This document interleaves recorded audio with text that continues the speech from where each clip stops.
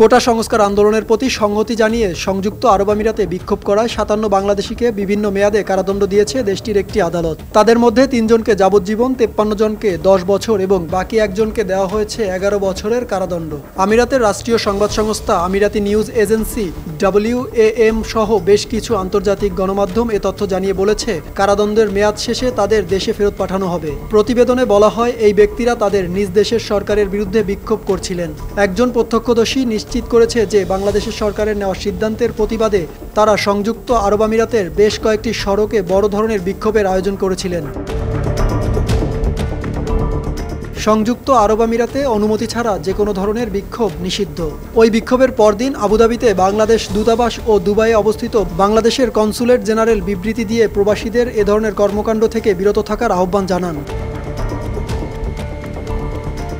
এক আলাদা বিবৃতিতে আবুধাবির বাংলাদেশ দূতাবাস জানায়, আমিরাতে ১০ লাখের বেশি বাংলাদেশি বসবাস করেন। তারা শান্তিপ্রিয় ও কঠোর পরিশ্রমী। তাই যেসব মুষ্টিমেয় প্রবাসী বাংলাদেশি বেআইনি কাজ করছেন তারা বাংলাদেশের প্রতিনিধিত্ব করেন না। প্রবাসী বাংলাদেশিরা আমিরাতকে নিজেদের দ্বিতীয় আবাস মনে করেন। তারা স্থানীয় আইন ও বিধিবিধানের প্রতি সম্পূর্ণ শ্রদ্ধাশীল।